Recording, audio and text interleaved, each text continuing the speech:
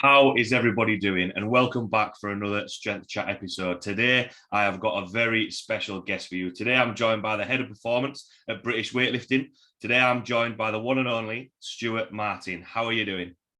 Very well, thank you. Thanks a lot for taking the time to jump on. How are you? What's been happening in your world?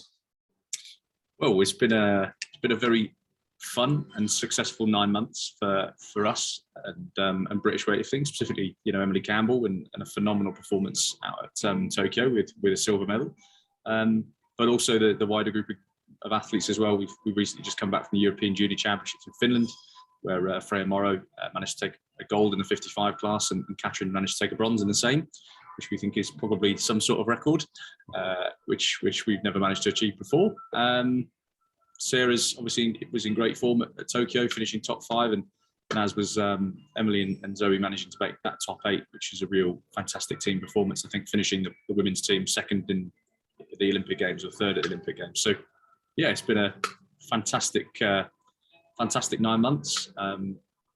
Success breeds opportunity, so we're straight back into the fire and trying to work towards giving the girls more opportunities to get better, and the younger athletes as well. So it's a good time. So there hasn't been, because when you said that, I know we spoke a little bit when we were setting up this podcast. Was there any downtime after Japan? Because I know you mentioned you were straight into the next thing. Has it just been, kind of that momentum just keep going with other competitions coming up? Yeah, I think I've had 3 days off. So the first one was probably middle of September, and the second 2 were when I got back from Finland last week, and that was a bit of a baptism of fire as to what rest looks like. So yeah, it is full on, but that's part of the job as it stands. I've got a good team now, which I haven't had as much capacity for in the last couple of years. So they're definitely helping me to relax a little bit and take a few days back here and there, which is very much appreciated at this point, because I'm kind of tired. And because one of the things, especially watching the Olympics in Japan, obviously with COVID and the restrictions, this might be a little bit of a tangent, but what was that like as an experience, as a coach yourself, but also managing the athletes and going there? Because I know one of my client's sisters, I think I said that right. That sounds weird saying that then. Was a climber, and basically when her event had finished, when her competition finished, she had to fly straight out of Japan. There was no kind of a little bit like what we were mentioning there, downtime or being able to watch other things or experience other things. How did you find the Olympics in Japan? So first port of call, it was my first Olympic Games. So from that perspective, it'll always be my first Olympic Games. It was a fantastic experience. It was a fantastic honour to represent your country at the highest possible pinnacle level. So, I feel really privileged to have had that opportunity. I've massively enjoyed the experience of it. Certainly, going to a first Olympics and coming home with medals is a really special opportunity. And yeah, so from that perspective, it was everything I sort of imagined it could be. I suppose the challenges came twofold, really. One, the Olympics is more stressful than any other competition any athlete ever goes to. You cannot imagine how that pressure compounds over the period leading into it, through the qualification into the games itself. And it kind of hits a crescendo about 2 weeks out from the games. So the major challenge with that at this games was that you had very, very, very limited opportunity to get away from things. So usually, for those of you that paid attention to it, you would see that prep camps are usually designed to have a little bit of space away from, for athletes to have a little bit of space away from each other, because obviously when you're in that bubble, it can be very, very intense and everybody's feeling the same pressures. You can get little disagreements going on, and sometimes, as we all do, if you've got housemates or family members, you just need a bit of time to escape. Prep camp in Tokyo was incredibly difficult for that reason, because we were constrained by the local government laws, and the local government laws meant we weren't even allowed outside for more than a 30-minute walk between the hours of 7 a.m. and 10 a.m. along a concrete strip once a day. So that was the closest anybody could get to alone time. And frankly, if you went and did it and so did your roommate, then you weren't getting alone time because they'd be there too. So that was pretty challenging. It felt quite restrictive in that sense at times. Into the village, it was a little bit more relaxed. So obviously, once they'd gone through the first few periods of testing, or first few days of testing, things calmed down a little bit. I think as the organising committee relaxed a little more.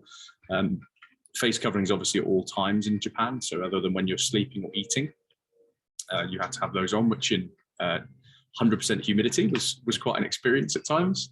Always have a bottle of water on you was pretty much the if you were a bit hot. And yeah, that sort of calmed down a little bit. I suppose the second was, as you say, that sadly that the one thing that probably didn't get to do that you usually would get at games was celebrate afterwards in quite the same way. Again, because you're restricted, you couldn't go out into Japan, so you couldn't go out for a quick meal or celebrate as much with your teammates. You were out within less than 48 hours was the rule that the Tokyo organising committee set, and so and the Team GB adhered to. So yeah, I think Emily Campbell, for example, won her medal, and then pretty much immediately was sort of next morning was up in a car doing the sort of celebrating victory kind of piece that they organised for them, and then she was straight to Team GB House for media and that sort of stuff. And then the next day we saw her at the airport, we got on the plane, and that was the extent of it. There's some good things to that. There's some challenging things to that. And I think, yeah, obviously the girls would have liked to have spent a little bit more time probably together before they had to leave. And they certainly would have liked to have they would like to stay out to watch each other lift. But such is life. You've got to do what you've got to do. And I think the credit goes to the organising committee because, to be honest, it was quite sad to see. The closest Japanese people got to watching the Tokyo Olympics was seeing athletes pass them by on the bus as they drove to venues. And so that for me, if you think about London, people sometimes criticise the lack of legacy that London left. That at least people have those memories, people have those experiences of the games, whereas in Japan, sadly they won't. So for them to put it on in the way that they put it on and make every effort they possibly could to create some sort of experience for the athletes, I think is something we all have to be really thankful for. So yeah, it was good to just be there at the end of the day by the time it came around. Yeah, definitely. It's like what you said there. It's still as a first Olympics, it's still the Olympics. Do you know what I mean? And I know it was a little bit of a tangent asking that there, but it's a little bit like, I don't know how much of the British Lions that you watched over the summer as well, but that was people's first British Lions as a tour there. So it's two things where, yeah, there wasn't fans in there, but it's still the British Lions. It's still the Olympics, just a slightly different take on things. Because obviously watching from the outside in, watching the weightlifting and all the other events, you kind of wonder, what was happening, but behind the scenes from what has been the norm, if you like in the past. But the fact that it went ahead has got to be, that's got to be a big tick in that box.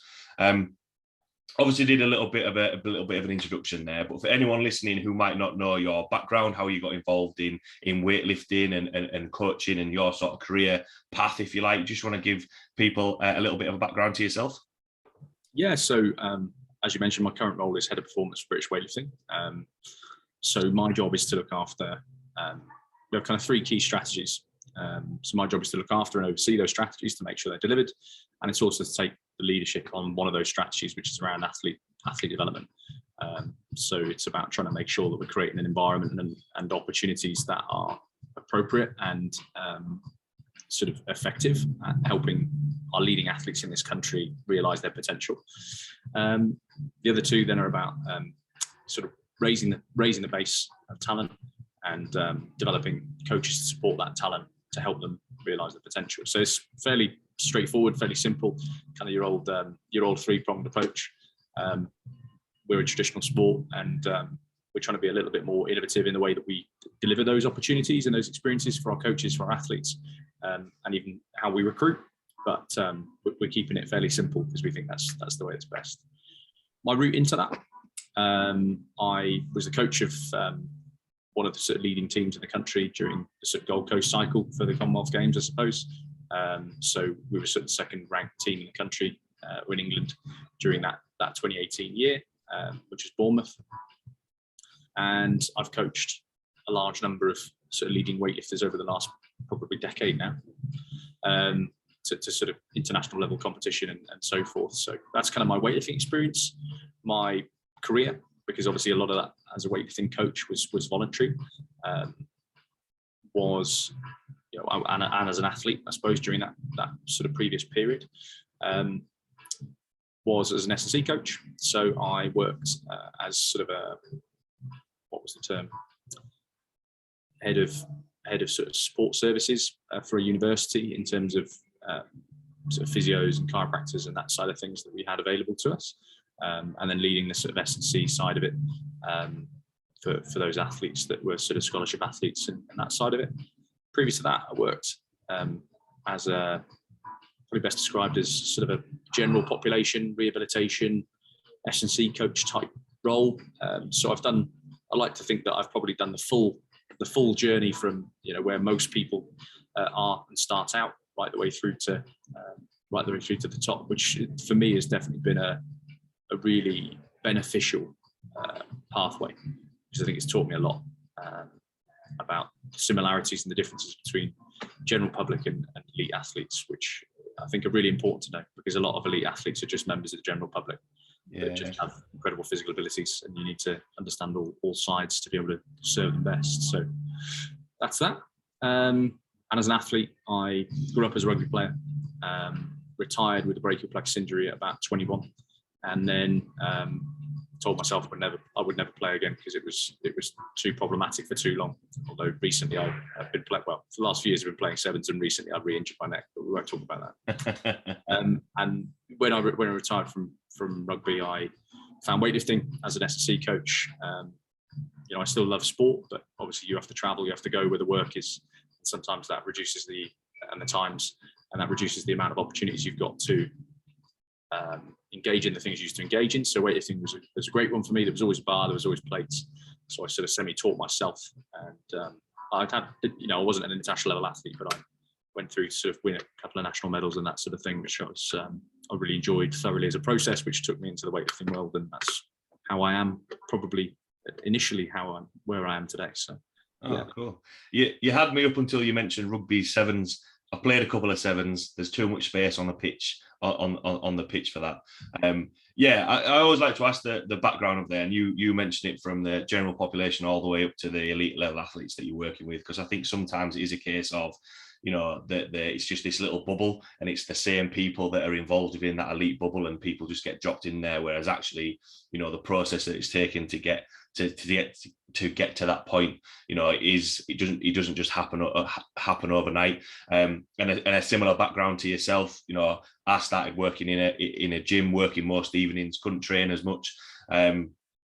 So yeah, you can train where you work, or go on, or there's always going to be other gyms around to be able to keep on top of that. Although I have had a couple of runouts over the last couple of weekends, and I forget how different it is when 15 other people are trying to smash your face in, as opposed to just lifting a barbell. When you mentioned there about the strategies going forward, I think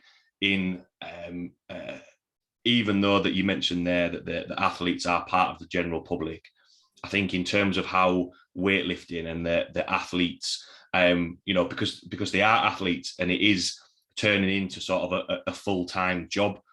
Kind of the first question that I wanted to touch on is, how have you seen the level of professionalism, if you like, in terms of the competitions, but also the coaching side of things, and how much you have to kind of keep on top of the athletes, if that kind of makes sense? Yeah, I think I understand what you're saying. It's I think sport has obviously gone through quite an evolution in the last 2 decades, really, since the initiation of UK sport funding. And I think we're at an interesting point in the wider world of sport, because, you know, there's always been, for the last 20 years, there's been a lot of funding, and the objectives have always been about medals. not solely, but the objective primarily has been about medals. Weightlifting has obviously suffered for that because we recognised as a sport early on that we were a sport that would take a long time to deliver medals, and we needed good, strong foundations to be able to take that somewhere. I wasn't involved in weightlifting more than 10, 12 years ago, so it's hard for me to, other than the training I did in the gym, but it's hard, and it's not appropriate for me to probably discuss what the culture was like at that point, not because there's anything wrong with it, but because I don't know what it was like. What I can say is that across the period of time that I've been in sport, the level of commitment and the level of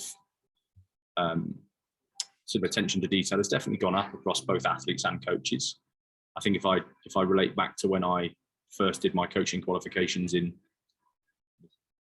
10 years ago sometime, the sort of standard of the qualifications and the amount of information available for coaches to learn, and even so much as the wider picture, not just what British Weightlifting offers, but just the wider amount of information available of what good weightlifting looked like was so scarce. These days, we've got as many podcasts as you can throw shake a leg at, and you get the opportunity to listen to some of the world's leading minds on this sort of stuff on a regular basis if you tune in and you make the effort. And I think that itself is something that's pretty brilliant for sharing information and encouraging people to take a more professional approach. I think that applies also to athletes. There's more opportunities to learn outside of your own small area that you're a part of. When I was starting out in weightlifting, I googled the National Federation. They did have a postcode checker in that day, but the nearest club was 2 hours away, and there wasn't such a thing really as CrossFit at that point. CrossFit was just probably emerging, so finding a bar and discs that were actually appropriate to do weightlifting on was also pretty much a myth. And therefore, unless you lived in a very select part of the country, there was very little opportunity. Now, I think we're in a place where whether you're a powerlifter or a weightlifter and anything, there are great facilities all over the country. There's great equipment. Well, there's the correct equipment to do what we do as a profession all over the country. Probably in every single town and city pretty much at this point. And I think that itself is just shaping and changing the way that people engage with their strength training. And therefore, that has a knock-on impact on our sport. We've got a lot of athletes coming through talent transfer, and I think that makes a big difference because, often some of those athletes have some of the life skills needed to be a great athlete before they arrive in weightlifting. And that can often really have a positive effect on their ability to get good at weightlifting, especially as that's been where our greatest successes have been in recent years with Emily and the two Emilys and Sarah as probably the most notable talent transfer athletes. But we've got a fairly long list of those at the moment, from judo and gymnastics and track and field and all sorts. So yeah, definitely. It's especially looking at those other sports, they're going to have some level of strength and conditioning there, like you mentioned about, sport across the whole has kind of, increased that commitment a little bit. One thing that you mentioned there, especially with, CrossFit becoming so popular, obviously a part of that is the weightlifting lifts. And just building off what you said there, because there's obviously weightlifting and there's a competition standard, and then those lifts are used in CrossFit, but it might be for time or the amount of reps, and a lot of people are getting involved in that and are getting involved in the weightlifting lifts. What are kind of your thoughts on using that as a talent pool, and how much sort of is there, I don't know whether it's the right phrase, but maybe the difference between getting them to a competition standard if they're lifting, a decent amount of weight, compared to how they're using it for CrossFit? So, to be honest, the technical detail is not that important when it comes to taking anybody from anywhere, because that's what weightlifting coaches are there to teach, right? So if someone's come from an environment where they've learned to snatch and clean and jerk a certain way, if they've been doing it for 10 years, you might have some problems. But if they've been doing it for 6 months, it's most people's technique in 6 months, whether they've had good coaching or bad coaching, is is not going to be the prettiest thing you've ever seen. So, you know, from that side of things, I don't think CrossFit does us too much harm. I think CrossFit does us a lot more good than it does bad. It definitely has brought weightlifting into the eye line of a much broader group of people, because its general focus is on numbers, isn't it? Let's be honest. Its general focus is on engaging as many people and bringing them together in a community and doing some training. So from that perspective, it's been fantastic. I think we've found, you know, a hell of a lot of athletes through CrossFit that we would have never found otherwise. Even athletes from other sports that have seen CrossFit, tried CrossFit, find CrossFit to be a hell of a mistress, and then decide that they like the power bit but not the conditioning bit. That brings plenty in as well. I suppose from a broader perspective, what have we seen from CrossFit? How has that impacted us? I think it's definitely impacted us at participation level. And we've definitely had a few potentially successful women come by that route. I've not seen many men yet. But couldn't tell you quite what the reason is, whether it's just that the men in CrossFit love CrossFit more than the women in CrossFit. But I doubt that's true. Whether it's because the effect of the endurance training component on men is greater than the effect of endurance training on women from a physiological perspective, in terms of what impact it has on their long-term profile. Could be that. But yeah, we certainly see a large number of our young women come by that route now. And I think it's a good practice ground. There's always a point, I think, with people that transfer from CrossFit, where they have to make quite a tough decision, because there's a period of time within which you can continue within CrossFit and probably not have that conflict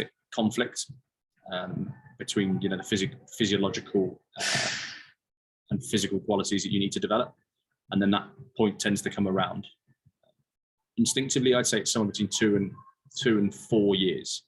So if you're doing both, if you were to start both sports at the same time, I would say that, yeah, between 2 and 4 or 2 and 5 years, there's going to be a choice that you're going to need to make in there, and it's usually going to probably correlate to when your weightlifting progress slows down.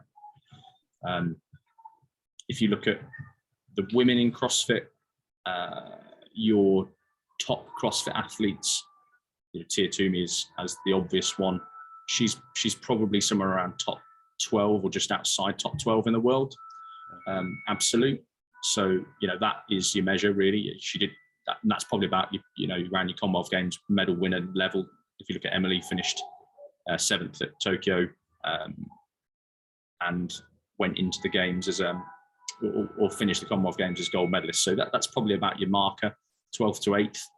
If you want to be 1st to 3rd, then you've probably got to divert your emphasis, and you've probably got to do it earlier, sooner rather than later. The challenge with that is, that I think we're contesting with, is that CrossFit definitely has a big lifestyle component. Yeah. There's definitely a real community feel and a really strong support network that athletes have around them. Weightlifting, it's a much smaller, your clubs are much smaller, and that sort of community feel isn't, I don't think, as strong, because it's harder, maybe because it's harder to relate. I think because of the baseline nature of workout, sometimes in CrossFit it's easy to relate, it's easy to be supportive. You know, the top guy or girl finishes their sort of workout, and then they're still there in the same workout with the person that's doing it with 5 kilos and has only just started, and they can get behind them and support them a lot quicker. Whereas, you know, some man snatching 145 kilos next to some man that just started snatching 55 is a bit of a different drift, and I think it creates a slightly different sort of set of social pressures, maybe. But yeah, it generally is, for me, a real asset to the sport, and we are quite open-minded with it in that sense with any of our younger athletes, because in some respects we think it offers that multi-sport, or a fairly broad range of wide development, which we really see as important anyway. So yeah, definitely. I always like to touch on that, because having clients and other coaches that I know and people that I know that do CrossFit, but maybe, you know, haven't entered a weightlifting competition, but like what you've mentioned, they may end up gravitating towards that if they enjoy the more the power side of things. Because, you know, I always liken it to just touching on, you know, from a rugby background.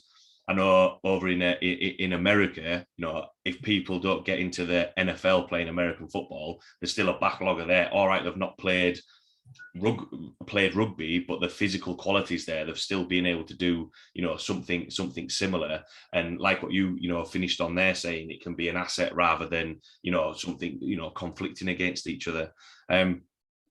Obviously, with the success in the Olympics, which we've spoken about, and, you know, the momentum carrying on from that, one of the things that I never fully understood until, you know, being lucky enough to speak with Sarah and both Emily's on the podcast, the actual qualification process to actually get to the Olympics, which when it was explained, I kind of felt like I had to make notes on that.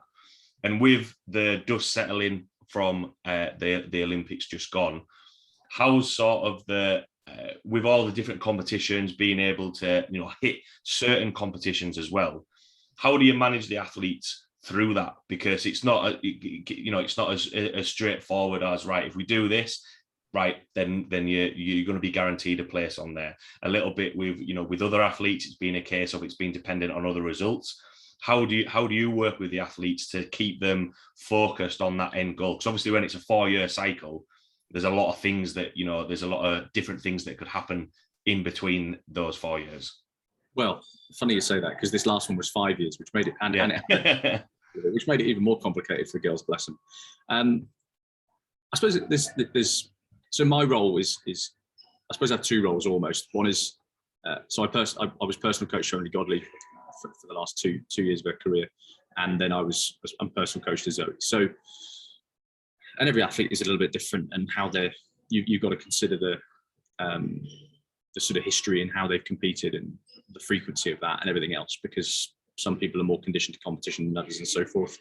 And then the second part of my role is, I suppose, more performance management related to, say, Emily Campbell and Sarah Davies, in that sense, I try to help oversee the process, ask questions that aren't facetious, that are genuinely useful, or try to ask questions that are genuinely useful and maybe stimulate some thinking between them and their personal coaches.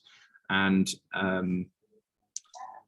suppose, yeah, where needed, I fill in gaps. So, for example, with Emily Campbell, I often will work with her quite closely. In fact, I'm up at Nottingham University today, and I'll be seeing her for a sort of collaborative session with her physio later on to keep her in good nick and rebuild her back to full fitness post games. So I sort of play that kind of role on that side. The interesting thing about that is I get that privileged sort of zoom out view, that bird's eye view of how different people do things. So it's inevitably down to the personal coach to make a decision on the strategy with the athlete. So if I give you two examples, the strategy I had with Emily and Zoe was very much, if you'd have taken away the pandemic, it would have been, I like to think it would have been perfect. But it was targeted. So for example, 2019, Zoe was still at 64. So she did phenomenally well at Batumi and the British Championships, snatching 100 kilos for the first time, and breaking British records in total. And really, you know, I think around that time she had the motivation to go for a third clean and jerk at the British Championships in 2018. I think, or had she needed it, I think she would have probably done 128 to 130 if necessary on that last attempt. So I think she could have been good for around 228, 230. And at that point, we sat down and we said, right, well, what's the rest of this look like? We've established what it looks like so far. We're in good shape. What's the rest of this look like? Anyway, she had in her mind, you know, was 59 somewhere she should look at? Was that going to be an opportunity for a medal? And from a team perspective, there was obviously some encouragement that she would potentially look at that as an option, because we obviously had Sarah in another position, both lifting very similar weights at 64. What was that going to end up like? So she made that decision. And then our decision off the back of that was that we would based on the fact that Zoe had not been at 58 or 59 for a very long period of time, we would be very steady, very slow about the way that we did it, and we would minimize the number of times that we had to really cut down, because we didn't feel like she was necessarily a natural 59 anymore. Not to say she couldn't get there, because she did, but you know, we need to be sensible about it. So we set 3 milestones. Two milestones. One was the World Championships in 2019, which she went to. She had a pretty decent performance, really, all things considered, for a first time down that category. The second then was intended to be the European Championships in, I can't remember where it was supposed to be. It was probably Moscow in 2020, immediately prior to the Games. Of course, then we had a pandemic, which threw a spanner in the works and meant that an athlete who is not naturally at 59 had to try and hold down a lighter body weight for a whole year, and struggle with training and a variety of other factors, which made it difficult.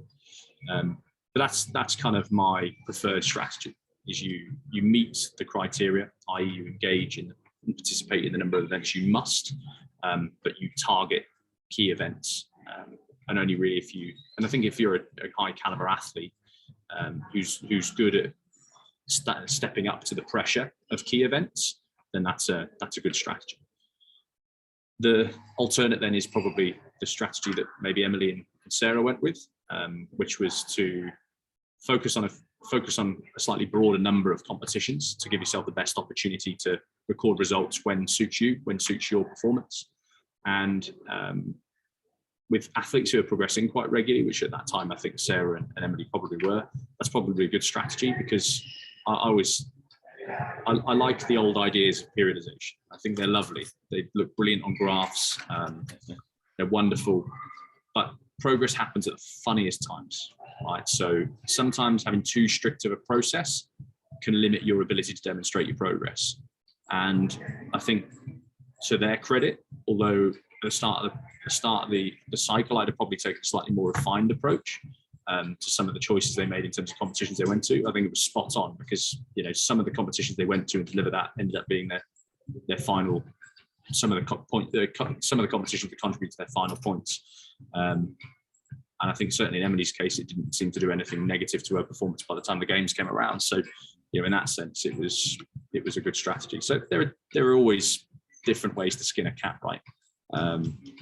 And I think, yeah, once you've established that, you've just got to remain aligned to that. So if you've agreed that is your approach, you know, your training design has got to mimic that to some extent. So you've got to accept that you're going to be out more frequently, competing and needing to probably have shorter blocks of strength work or whatever, or train through competitions and just see what happens and compete in English classes at heavier weight classes or anything of that nature.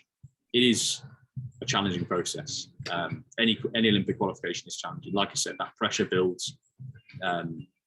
Weightlifting historically has been very, very difficult to qualify for Olympics, partly because it used to be quota based. So you used to earn points as a team, or you used to have to be top 5 in the world, I think. So, you know, if you go prior to this cycle, none of our athletes have ever really, maybe other than Zoe, been consistently ranked inside the top 5 in the world across an Olympic period. That probably changes now, thanks to the girls doing the fantastic work they've done.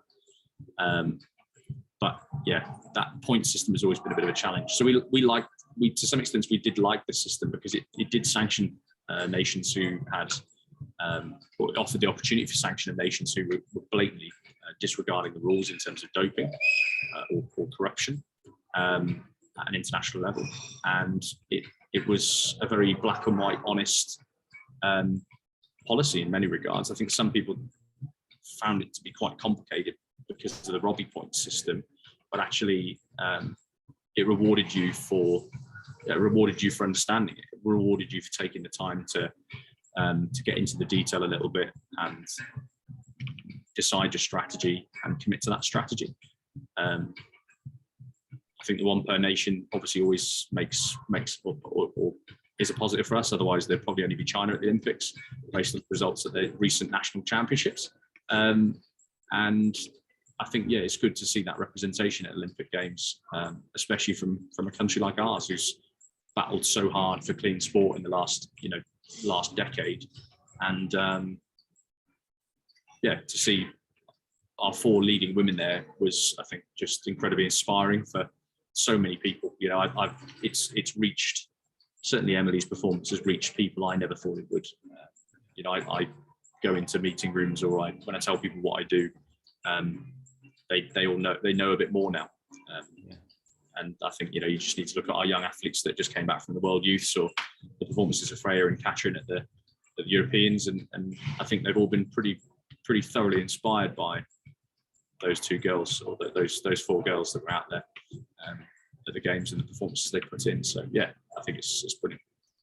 Yeah, absolutely. It's one of those things, success breeds success, and it's momentum. And you look at what other people are doing and be like, oh yeah, actually, it's not impossible. It's not a million miles away. And in terms of the strategy for that, it's interesting you mentioned there, because I said at the start, I'm, the point system on there, but rewarding for it to understand it. And, you mentioned a couple of times having that strategy and being rewarded for that, rather than just kind of, I don't know whether this is the right, just expecting to be given a place there. You've got to be able to put the work in for that. Just when you're talking about the two different strategies there, and the progress in the lifts that the athletes will make, is there ever a point where, because you mentioned there that you can take a step back and have a bird's eye view of it, if you like, where sometimes they're progressing, because anytime people are progressing, they're gonna hit a peak, whereas obviously you want that peak to be at the Olympics. Is there ever a time where you think, can they keep that progress going, or maybe they peak a little bit too soon? And what are sort of your interventions from your role? So one of the biggest issues I usually find with most athletes and coaches and their planning is trying to do too much too soon, right? So what you find from that bird's eye view across very large numbers of athletes, across longer periods of time, is the athletes who set very small goals, very minimal goals, tend to get a lot further and sustain that progress for a lot longer. And whether that's because potentially at times they're lifting within themselves, if you think of like a stock market trend, right? So for anybody listening who understands, say like dollar cost averaging, right? So you invest the same amount each month, and you win. You sort of, sometimes you win on the wins, and sometimes you win on the losses.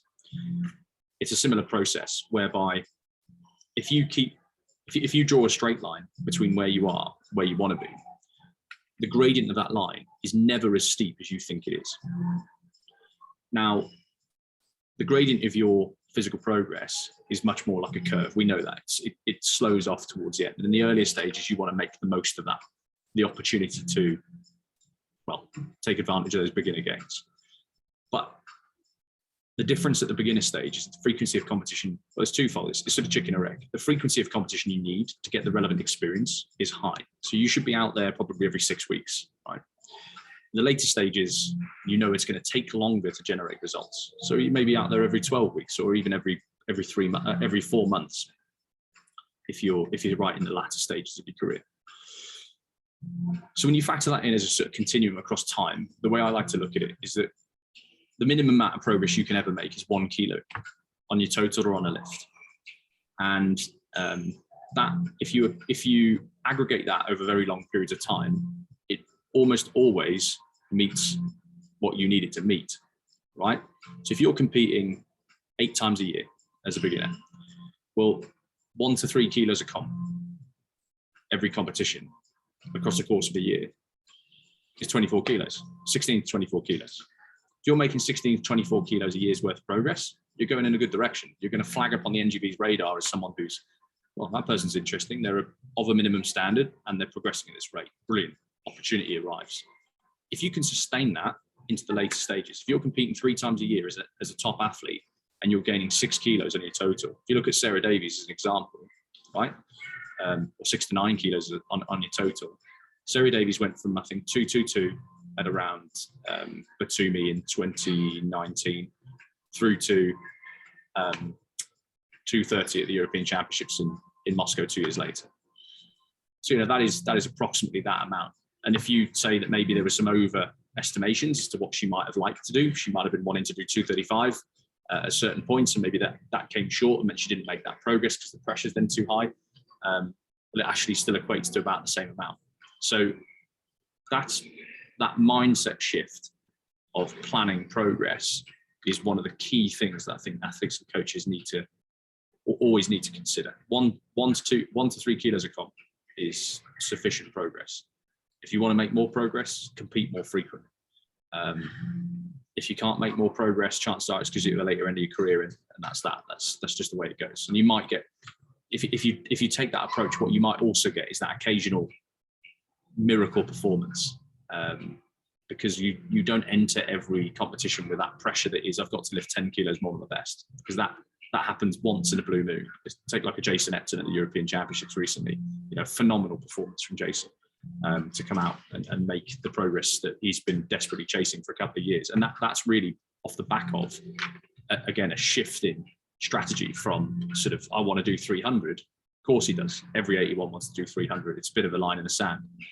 Most athletes want to do 300. It's a line in the sand. But if I just aim a little bit lighter, if I just aim a little bit lower, I'm going to go into that competition. I'm not going to worry about making a 132 snatch when I feel like I can make a 135. That's the mentality you need to kind of cultivate, so that you can continue to make the progress you need to demonstrate that you are the athlete you want to be. Yeah, definitely. There's kind of a common theme that we've spoken about in terms of the strategy that we use, and I think sometimes it's like what you mentioned there. Sometimes you might compete every 12 weeks or longer, and I think sometimes you can just get so fixated on that 12 week plan, or the next thing that's coming up, rather than thinking, right, what's the bigger picture? And actually, when you zoom out a little bit, it's like, oh yeah, actually my progress has been a lot better. One of the things that you've mentioned there as well is, the pressure for competition, as well as maybe overestimating, what they can do on the day. When it comes to sort of the game day coaching, is that where things become a little bit more specific? And when we've spoken about strategy, is it a case of we're going to push things a little bit more, or again zoom out a little bit, look at what's going on the board, and then adjust the plan as it goes, if you like? Yeah, I mean, a great example is Lasha Talakadze. So I'm sure that's a name that most people are familiar with, but the strongest man in the world, the man to lift more weight in a competition than anybody else. For the last 4 or 5 years, Lasha hasn't put more than 1 kilo more than his personal best on the bar, I don't think, at any point. There are reasons for that, i.e. he gets paid a lot of money every time he breaks a world record or a national record, but also that strategy has led him to continually make progress into the later stage of his career. I think there's maybe been one competition where I've seen him miss a lift, and by all accounts, he was injured in that competition. So, you can't really hold it against the fella. But if it works for the biggest, strongest man in the world, the super heavyweight class, where you think the rate of gains required is much greater, then it's going to work for you at home. Do you know what I mean? If he's only aiming for 1 to 3 kilos of progress a comp, why not do the same for yourself? And that's for me. That's for me. It's a really simple strategy, and I think that's the bigger picture zoomed out. Is you can see the importance of strategy, and you can see the difference between people's strategies. And like I said, there are a million ways to skin a cat, but being strategic in some nature is critical. Having a clear picture of where you're going, having a clear picture of what it takes to achieve that objective, and having a clear picture of how you're going to structure your training to enable you to achieve the relevant things at the right times is the key. Whether you call that periodization, whether you call that just smart strategy. There are coaches who stick to the same rigid model they've been applying for years and they're effective with it. And there are coaches who go from block to block in a much more modern S&C kind of style. And both are effective. But in general, the thing that's kind of consistent between the two groups at the extreme polar opposite is that they are strategic in some way. They are clear on the vision. They're clear on the way they're trying to do business, and the athletes are realistic about what is needed. They're not generally aiming for what's beyond the stars. They all have in their mind that they want to achieve the stars, but they also know that there are 7 different planets they've got to visit on the way. Yeah, I think that's a good way of looking at it, because I always like to, because in terms of the training side of things, everything that we've spoken about there, we haven't said you need this exercise in your program, or you need to do this block of training, because for everything out there, I think in terms of the training side of things, in terms of the technique side of things, that can be learned. That's with the coaches on the ground, looking at technique, getting them stronger. Whereas actually for progress over time, it's more of the things that happen behind the scenes a little bit more, like what we've mentioned about managing the athletes, looking at the competitions, looking at that strategy. And I think sometimes, I know, when you have a look and you just think, right, how are these? What's the magic formula for these elite athletes? How do they manage that? Whereas actually, the things that you've mentioned there is, it's not something crazy. It's just, right, what's our plan, and what we're going to have that little progress every time. Whereas, I think that's a really good thought process of, rather than trying to add an extra 10 kilos every time, world's strongest man there, 1 kilo every time, and it works, because if you do that over a period of time, however long he's been competing, it obviously does work.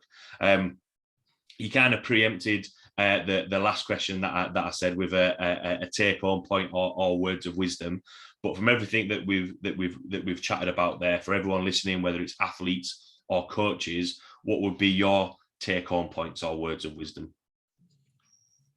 Well, I suppose just to finish off your last point there as well, before I answer that question, as a performance manager or as a head of performance manager, whatever you want to use as a common term, or a head coach, there's a different set of skills required. So I think a lot of people out there would love to be head coaches because of the badge, because of the message that sends the community. You have proven yourselves to be the best coach in the country. I think differences, and one of the main differences in my role, specifically as a sort of head of performance, is that it's not my job to tell them the detail. It is my job to help them and their personal coach figure out what strategy they're going to employ, and then hold them somewhat accountable to the what, but let them have the freedom to figure out the how. I'm then trying to check and challenge that how to make sure it goes in the right direction. I can only do that if I've got a really sound relationship with that coach and that personal athlete, because otherwise I'm going to be seen as an obstruction, or trying to take that athlete away and work with them for myself. And that is your old view of a head coach or a performance manager, performance director. It's not that. It's the complete opposite. And I think that's the one thing we have as a program have tried to do in this last 3 years, is to not try and take athletes away from their home environments. We want to support athletes and their personal coaches.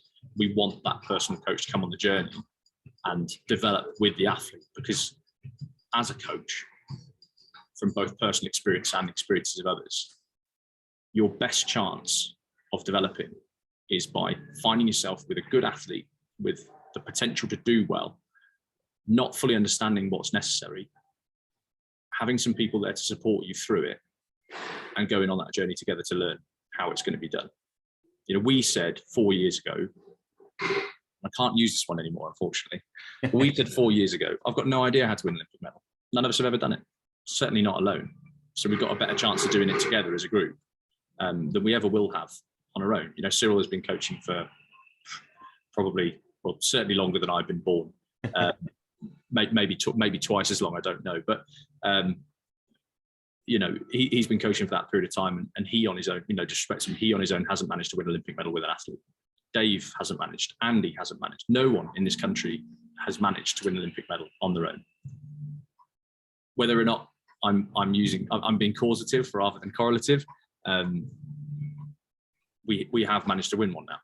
And I think, to many extents, there's a combined effort of the athlete, a combined effort of the NGB, and a combined effort of the coach. Where the amount of credit to each goes, we probably take the least part, or do take the least part. We're not in the environment with them every single day, but everybody contributed into that, and I think that's the key. Is there needs to be that kind of collaboration, and maybe that is the takeaway point.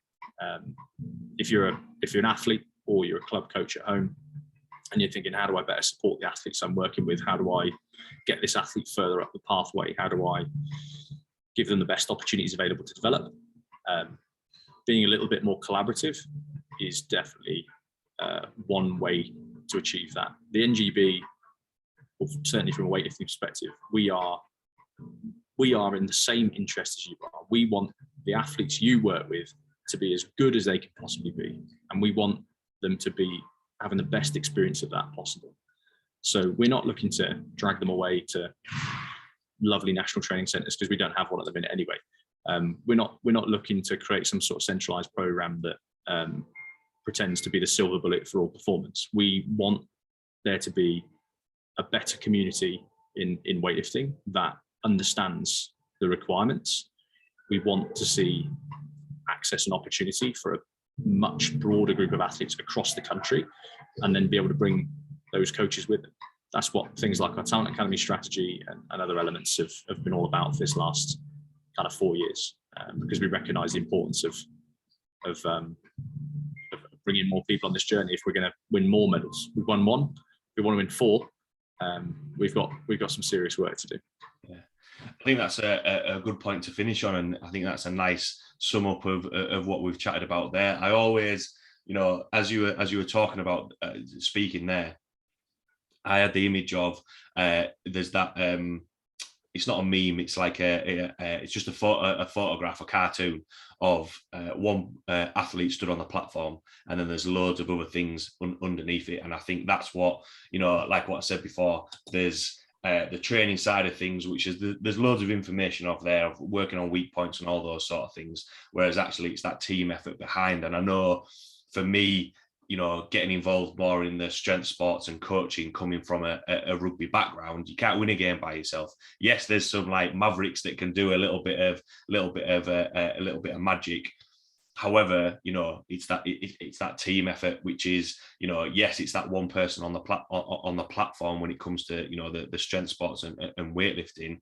However, there's a lot more work that's gone on there to get that person to that point, which, when especially with social media and all those sort of things, I think people can look and just see that end product. Whereas actually, you've mentioned a number of coaches there, and the things that have gone in place for the 4 years to get to that point to have a medal. And I know as a fan, if you like, looking forward to seeing more medals going there and watching the progress from there, because it's quite from the outside looking in, it's quite an exciting time, especially from the Olympics that has just been. Massively so. I mean, we've got such a great opportunity now to move this forward. You've got an inspired group of athletes. Even some of our men have been inspired by the performances of our women. I don't mean that in a negative sense, just that we've never won a medal, not of any colour, any gender. Well, not in modern history. We have in previous, but not so long ago that young people can remember. So this opportunity now presented to us with the likes of Freya and Sarah and Chris Murray, and some of those other athletes coming through the pathway, Jess Gordon-Brown. There's such a brilliant group of people that have got an opportunity in front of them now that I'm really excited to see where things end up next. So yeah, I mean, and I think your point there is really sound, and actually that's one of the things I would say within the system. If you look at the people that work in the system now, when I came as a final sort of tip to any younger coaches out there thinking, I might like to be a head of performance one day, or a weightlifting coach or anything. I think when I was coming through the system, there was only really one clear pathway to me, and that pathway was rugby, in fact. And if you look at the system now, a lot of the top practitioners in the country, or top performance managers or members of pathway, have come from that background. And one of the things that I think is consistent across that is exactly what you've just said. There's a real team culture. There was a real team culture in rugby during that sort of 2010s period. It was probably the first sport to adopt a lot of the modern sports science practices, and I think as a consequence of that, that sort of culture within the sport has then dragged through into the rest of Olympic sport. So whether you want to be in Olympic sport or in a professional environment now, the importance of collaboration, the importance of being a little bit more open-minded, the importance of recognizing that your view is not the only view when it comes to performance is such a critical thing for you as a young practitioner to cultivate. You're going to probably find yourselves in situations where you're dealing with people that have been in the sport for 10 years like me, or 20 years or 30 years, who may at times appear disillusioned and at times think that things are a bit reductive, and you might be inspired and motivated and full of ideas that you feel are not always coming through. Just remember that we were all like that once. and it's that sort of generational thing where, you know, the previous generation to you, or the next generation to you, you're the balancing act between those two. So, you know, for me as a 32-year-old, working with 40-year-olds, 50-year-olds, but also 20-year-olds, my job at this point is to try to find that balance. Your job as a young person is to push me to be a little bit more creative and innovative, so I don't become old and stale and boring. And my job with the older coaches is to try to get them to see reason when younger coaches come in with new ideas and say, you know, you've got to remember that you were there once, you had ideas, you've got to foster those if that person's going to have the opportunity to develop. We've got to give them some space to learn, make mistakes, and also sometimes come up with things that we might not have thought of. But the key thing there is definitely teamship and the willingness to be collaborative and you know, have that sort of strong culture that fosters those kind of ideas, with athletes sitting there nicely at the centre, reaping the rewards, really. Yeah, definitely. Thanks a lot for taking the time to jump on. Really enjoyed sort of, you know, picking your brains and covering the topics that we've covered. For anyone listening, again, you know, I thought that was a good point to finish on there. For any coaches or athletes who've got any questions about what we've chatted about today, or if people are listening and want to, you know, take that step to get involved in weightlifting, where can people reach you to ask you any questions, or where can people go to look to get involved in weightlifting or find some coaches out there? So if you want a reasonably quick reply, selfish plug for Instagram, Strength Coach SM is my Instagram handle, which is, if you've got, you know, kind of direct questions that you want to ask me, you're more than welcome to shoot me a message on there. If you have weightlifting queries, specific to, you know, how you get into coaching, or how you become an accredited coach, or how you find a club, then the British Weightlifting website is a pretty good resource these days. There's an inquiries email, which is inquiries@britishweightlifting.org, I think. British Weightlifting, all one word. And generally the website these days is pretty deep on information. So if it's pathway information you're looking for, the performance section is where most of that is found. If it's about getting started and figuring that side of it out, then I think there's a get started guide there that should give you some good basic information. But, you know, the staff are pretty good at getting back to people, and especially when it comes to new starters, trying to get them involved or connected to a club. So awesome. Shoot an email to the inquiries page. Spot on. Thanks a lot for taking the time to jump on, Stu. Really, really appreciate it. Like I say, really enjoyed you know, chatting with you. Thanks a lot to everyone listening, and I will see you all next week. Thanks, Stephen.